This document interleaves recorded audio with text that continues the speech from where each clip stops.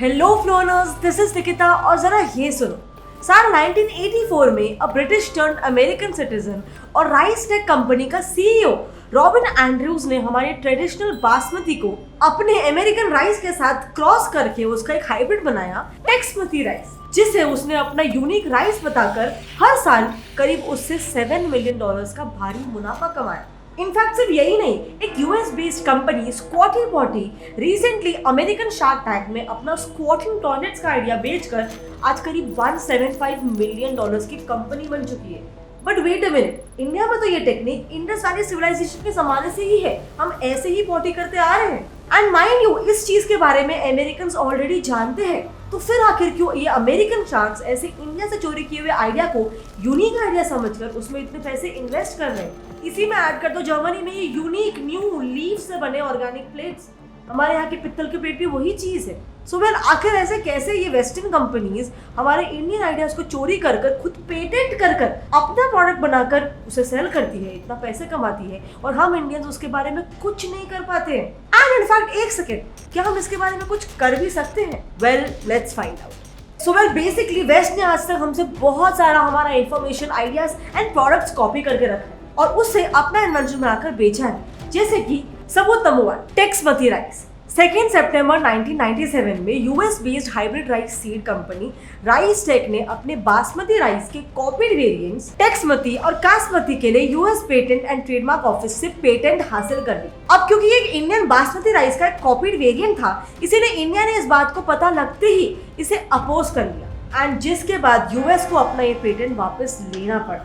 सबूत number 2, leaf tableware. आपने इन plates को तो जरूर देखा होगा। So well, you know what, ये लीफ से बने हुए प्लेट्स असल में organically German company leaf Republic बनाती। एंड ऐसा मैं नहीं कह रही हूँ, बल्कि 2016 में उन्होंने ही ये क्लेम किया है। उन्होंने ऐसे लीफ प्लेट्स को इनोवेटिव कलेक्शन ऑफ टेबलवेयर कहकर कई लीफ यूटेंसिल्स लॉन्च किए with a price of around 800 से 1000 रुपया पर यूटेंसिल। आई मीन, यही यूटेंसिल्स हमारे इंडिया में 1 से 1.5 रुपए में या फ्री में तक मिलती है प्रसाद के साथ। सो बेसिकली यानी आइडिया हमारा, लेकिन प्रॉफिट तुम्हारा। सबूत नंबर 3, योगा। अब मुझे एक बात बताओ, दुनिया के सबसे पहले योगी कौन थे? Any guesses? Well, it was Lord Shiva, who is also called the Adi Yogi. And mind you, ये मैं नहीं बल्कि हमारे एंशिएंट इंडियन सेज पतंजलि ने कई हजार साल पहले अपनी योगा सूत्र नाम के एक एंशिएंट हिंदू टेक्स्ट में लिखा है खुद। आज योगा एक $6 बिलियन की इंडस्ट्री बन चुकी है, with westerners first selling it as a spiritual training, ताकि नॉन हिंदूज भी इसे बिना किसी झिझक के प्रैक्टिस कर सके। But now they have start selling it without spirit training, like ganja yoga,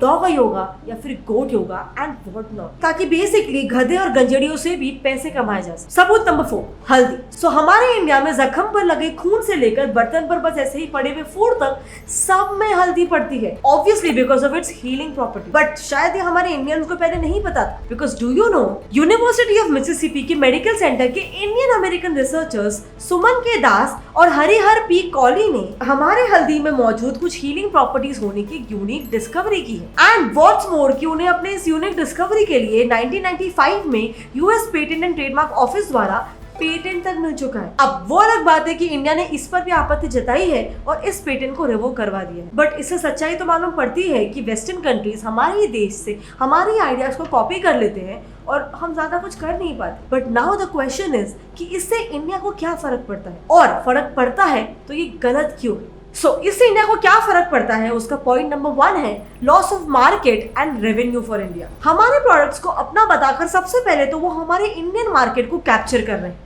and second, India अपना रेवेन्यू खो रहा है। फॉर एग्जाम्पल, अगर टेक्समती की बात करें तो इस पर एनुअली $7 मिलियन का प्रॉफिट कंपनी को मिल रहा है आज की तारीख में। वहीं पे yoga on the other hand आज एक $6 बिलियन की इंडस्ट्री है और लीफ प्लेट्स को तो 1000 रुपया पर प्लेट पे सेल किया जा रहा है। मार्जिन सोचो। क्या हमारा भारत देश इतना रेवेन्यू गंवा नहीं रहा है? अब यहाँ पर मेन क्वेश्चन ये है कि ये जो फॉरेन कंपनीज है, अगर ये हमारे ही इंडियन प्रोडक्ट्स को अपने मार्केट में हाई प्राइसेस में बेच रहे हैं, तो क्या हम इंडियंस को इसे अपना फेट समझकर बस एक्सेप्ट कर लेना चाहिए, या फिर हमें अपने स्वदेशी प्रोडक्ट्स को और ज्यादा प्रमोट करना चाहिए? इनफैक्ट हमारे पीएम नरेंद्र मोदी जी ने ही recently make in India campaign launch किया था, जिसमें वो बेसिकली हमारे लोकल प्रोडक्ट्स को ग्लोबल लेवल पे लेके जाना चाहते थे। एंड फ्लर्नर्स, इसी इनिशिएटिव में आता है कैश करो एप्लीकेशन, जो एक ऐसा एप्लीकेशन है जिसमें हमारे श्री रतन टाटा जी ने भी खुद इन्वेस्ट किया है। इस एप्लीकेशन में बेसिकली आपको Amazon, Ajio और मिंत्रा जैसे 1500 प्लस शॉपिंग वेबसाइट्स पर कूपन्स और बेसिक डिस्काउंट्स तो मिलता ही है, लेकिन इसके अलावा भी आपको अप टू 30% का कैशबैक भी मिलता है। और इसके लिए आपको ज्यादा कुछ नहीं करना है, बस मेरे डिस्क्रिप्शन लिंक से उस एप्लीकेशन को क्लिक करके डाउनलोड कर लीजिए और डाउनलोड होते ही इसमें आप अपना अकाउंट बनाइए।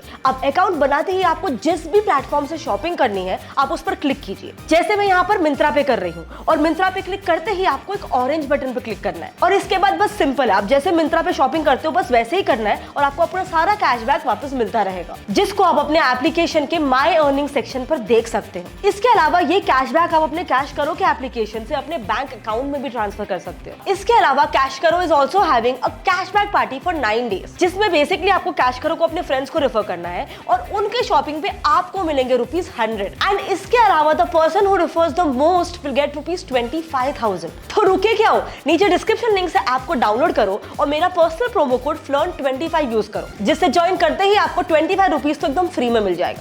Now coming back to the topic. नुकसान number 2, traditional knowledge theft. Traditional knowledge यानी कि different culturally and spiritually useful skills, technique and practices जिन्हें कोई भी कम्युनिटी में generation to generation pass on किया जाता है। इस ट्रेडिशनल नॉलेज का कमर्शियल यूज करना, इस ट्रेडिशनल नॉलेज का थेफ्ट होना। एंड वेस्टर्न कंट्रीज हमारे कई सारे ट्रेडिशनल नॉलेज का यूज कमर्शियली कर रहे हैं। जैसे कि बेस्ट एग्जांपल एक यूएस बेस्ड फर्म है, उन्होंने अपने सो कॉल्ड इन्वेंशन स्क्वाटी पॉटी, जो कि बेसिकली एक इंडियन स्टाइल टॉयलेट है, उसके सेल से आज बिजनेस की वर्थ $175 मिलियन हो चुकी है। नुकसान number 3, biopiracy and scientific colonialism. जब रिसर्चर्स लोकल पीपल के पर्टिकुलर प्लांट, एनिमल और केमिकल कंपाउंड की ट्रेडिशनल नॉलेज को अपने कमर्शियल गेन्स के लिए without any legal permission use करते हैं, उसे बायोपायरेसी कहा जाता है। अब हिस्टोरिकली इस बायोपायरेसी को कोलोनियलिज्म से लिंक किया गया है, क्योंकि कोलोनाइजर्स कोलोनाइज्ड कंट्री से उनके रिसोर्सेज एंड आइडियाज को फोर्सिबली लेकर अपने देश जाते थे और उसका कमर्शियल यूज करके ज्यादा पैसा कमाते थे। अब इसका बेस्ट एग्जांपल है Brahmi, an Indian creeper plant को एज अ मेमोरी एनहांसर, और aloe vera as a useful mouth ulcer treatment को एक यूरोपियन कंपनी ने अपने नाम पे पेटेंट करवा लिया है। सो चलो अब हमने ये जान लिया कि हमारे कौन से इन्वेंशंस को इन्होंने चोरी किया है और उससे हमें एज अ कंट्री क्या नुकसान हो सकता है। लेकिन नाउ द क्वेश्चन स्टैंड्स कि इन वेस्टर्न कंट्रीज जो इतने एडवांस्ड है, इतने मॉडर्न है, हमसे इतने आगे हैं, वो ऐसा कर क्यों रहे हैं? वो एक डेवलपिंग देश जैसे कि इंडिया के आइडियाज क्यों चुरा रहे हैं? सो वेल, इसके पीछे 4 reasons. Number 1, the western anxiety, जिसमें to be specific we are going to talk about emergence of western technology 1500 to 1750। So starting off 16th century से वेस्टर्न कंट्रीज में social, political, religious and intellectual changes होने शुरू हो गए थे। सो जहां एक तरफ यूरोप में एक नेशन स्टेट यानी कि नेशनलिज्म की फीलिंग बिल्डअप हो रही थी, वहीं दूसरी ओर रेनेसेंस जैसे मॉडर्नाइजेशन की आइडियाज पूरे यूरोप में फैलने लगे थे, एंड जिसकी वजह से ही वहां पर इंटेलेक्चुअल डेवलपमेंट भी हुआ। अब इस इंटेलेक्चुअल डेवलपमेंट से नई टेक्नोलॉजीज डेवलप होनी शुरू हो गई ऑब्वियसली, एंड फिर धीरे धीरे साइंटिफिक एडवांसमेंट्स के दम पर यूरोपियन पावर्स ने पूरी दुनिया पे राज किया, वो भी अपने शिप्स एंड फायर आर्म्स के बलबूते पे। Now this happened to the point कि 1750 के इंडस्ट्रियल रेवोल्यूशन के बाद decade by decade European powers economically strong होते चले गए। So now this entire situation eventually led to our second point. Point number 2, west supremacy. Industrial revolution से mild strong industrial growth ने west को economically एक head start दे दिया था, जिसकी वजह से वेस्टर्न कंट्रीज हर sphere like science and technology, defence, education सब में आगे बढ़ चुके थे, एंड इसीलिए ये वेस्टर्न कंट्रीज की पूरी वर्ल्ड में सुप्रीमेसी और डोमिनेंस एस्टैब्लिश हो गया था। बट फिर आया कहानी में एक ट्विस्ट, फिर हुए वर्ल्ड वॉर्स, जिन्होंने सिंगल दुनिया को बाइपोलर वर्ल्ड में तब्दील कर दिया था, एंड जिसके बाद वर्ल्ड में सिर्फ 2 सुपर पावर्स डोमिनेट करने लगे थे, सोवियत रशिया और यूएसए। बट फिर इसके बाद हुआ एक और ट्विस्ट, ये बाइपोलर दुनिया में एक और तब्दीली आई और सोवियत रशिया के डिसइंटीग्रेशन से दुनिया बाइपोलर से यूनिपोलर बन गई, with USA dominating the game right now. Point number 3, change of power balance and Thucydides trap. So इसके बाद यूएसए सुप्रीमेसी को मेंटेन नहीं कर पा रहा था और 21st सेंचुरी के 2 डेकेड्स पास होते होते वर्ल्ड का पावर बैलेंस चेंज होता नजर आ रहा है, जहां पे यूएसए की सॉफ्ट पावर को चाइना एंड इंडिया जैसे एशियन कंट्रीज स्लोली रिप्लेस कर रहे थे। And exactly here lies our answer, क्योंकि इसी की वजह से यूएस को एंजाइटी हो रही है, क्योंकि इसकी वजह से यूएस की वर्ल्ड पर अपनी पकड़ छूट रही है। इनफैक्ट इस पर हार्वर्ड स्कॉलर ग्राहम एलिसन ने कहा है कि यूएस थुसिडिडस ट्रैप में फंसता जा रहा है। ये थियोरी एंशिएंट हिस्टोरियन थुसिडिडस के पेलोपोनेशियन वॉर के ऊपर बेस्ड है। इस थियोरी के अकॉर्डिंग एक राइजिंग पावर के राइज होने की वजह से रूलिंग पावर को रिप्लेस होने का थ्रेट महसूस होना शुरू हो जाता है, एंड फिर वो अपनी पोजीशन को मेंटेन करने के लिए वायलेंट क्लैशेस तक कर सकता है। एंड वी ऑल बिलीव कि इसीलिए वेस्ट इतना प्रोएक्टिव हो रहा है, इतना रिएक्टिव हो रहा है, और वो बेसिकली अपनी सुप्रीमेसी नहीं खो रहे, इसीलिए वो हेजीमनी मेंटेन कर रहा है। अब इसमें एक पॉलिटिकल साइंटिस्ट रॉबर्ट गिलपिन ने अपने रिसर्च में यूएस को 3 सजेशंस दिए। नंबर 1, डिफेंसिव प्रोटेक्शनिस्ट, यानी अपनी होम कंट्री में इंपोर्ट्स को रोकना। Number 2, fragmentation of the international system. Number 3, rejuvenation, मतलब बेसिकली अपने इनोवेटिव टेक्नोलॉजी से मार्केट को कैप्चर करना। गिलपिन कहते हैं कि इस थर्ड ऑप्शन का 1980s में रीगन एडमिनिस्ट्रेशन ने भी सक्सेसफुल यूज किया था एंड अभी फिर से यूएस स्ट्रैटेजी को इम्प्लीमेंट करते हुए दिख रहे हैं, जिसमें माइंड यू उनकी मदद प्राइवेट प्लेयर्स कर रहे हैं। इस रेस में बेसिकली यूएस कंपनीज इंडिया जैसे डेवलपिंग कंट्रीज से ट्रेडिशनल नॉलेज थेफ्ट करके अपने यहाँ न्यू प्रोडक्ट्स लॉन्च करने के लिए यूज कर रहे हैं। इनफैक्ट ब्राजीलियन स्टडीज भी ये कहती है कि यूएस के पास रिजुविनेशन ही बेस्ट ऑल्टरनेटिव है, जिससे वो टेक्नोलॉजिकल एडवांसमेंट भी करें, जिससे वो टेक्नोलॉजिकल इनोवेशंस भी करें और अपनी हेजीमनी भी बनाए रखें। सो अब एक और क्वेश्चन है, अगर ये वेस्टर्न कंट्रीज जैसे दूसरे कंट्रीज का ट्रेडिशनल नॉलेज चुरा रही है, तो क्या इस पे वर्ल्ड ट्रेड ऑर्गेनाइजेशन जैसे इंटरनेशनल ऑर्गेनाइजेशन कुछ नहीं कर सकते? वेल, कर तो सकते हैं with the help of World Trade Organization TRIPS agreement. 1986 से 94 यूरुग्वे राउंड के दौरान नेगोशिएट हुआ WTO's agreement on trade related aspects of intellectual property rights. इस एग्रीमेंट के अंतर्गत मल्टीलैटरल ट्रेडिंग सिस्टम में first time intellectual property rules introduce हुए, जिसमें artistic expression, science, symbols, name used in commerce, designs and inventions को protect किया गया। And इसकी प्रोटेक्शन के लिए कंट्रीज अपने आइडियाज कॉपी करने वाले कंट्रीज के अगेंस्ट WTO में आर्बिट्रेशन यानी कि केस फाइल कर सकते हैं। बट अगेन इसमें भी एक चीज मिसिंग है, इस इंटेलेक्चुअल प्रॉपर्टी प्रोटेक्शन में ट्रेडिशनल नॉलेज को प्रोटेक्शन ही नहीं दिया गया है एंड इसीलिए इंडिया WTO में अपने ट्रेडिशनल थेफ्ट को रोकने के लिए आवाज नहीं उठा सकता है। लेकिन 2018 में ही इंडिया ने ट्रेडिशनल नॉलेज के थेफ्ट पर नेगोशिएशंस को रिवाइव करने के लिए WTO में बात की है। ये इशू इंडिया ने इसीलिए उठाया था क्योंकि ट्रिप्स एग्रीमेंट में ट्रेडिशनल नॉलेज और एसोसिएटेड जेनेटिक रिसोर्सेज, इन सभी चीजों को कोई भी प्रोटेक्शन नहीं दिया है एंड इसी की वजह से हमने देखा है कि कैसे वेस्टर्न कंट्रीज इस नॉलेज का यूज करके मिलियंस ऑफ डॉलर्स छाप रहे हैं। इसी पर जॉइंट सेक्रेटरी सुधांशु पांडे का कहना था कि ट्रिप्स CBD लिंकेज सिर्फ इंडिया के लिए ही नहीं बल्कि बाकी डेवलपिंग कंट्रीज के लिए भी उतना ही इम्पोर्टेंट है, क्योंकि इस चीज से बायोपायरेसी जैसा एक इम्पोर्टेंट इशू एड्रेस होगा एंड ट्रेडिशनल नॉलेज और एसोसिएटेड जेनेटिक रिसोर्सेज को पेटेंट नहीं देने की लॉन्ग टाइम डिमांड जो कंट्रीज के बीच ऑलरेडी एग्जिस्ट करती है वो भी फुलफिल हो जाए। बट ये तो हुआ गवर्नमेंट की करने के बाद, लेकिन ऐसे में जो हम इंडियन सिटीजन्स कर सकते हैं वो है सबसे पहले प्रमोट इंडियन कल्चर।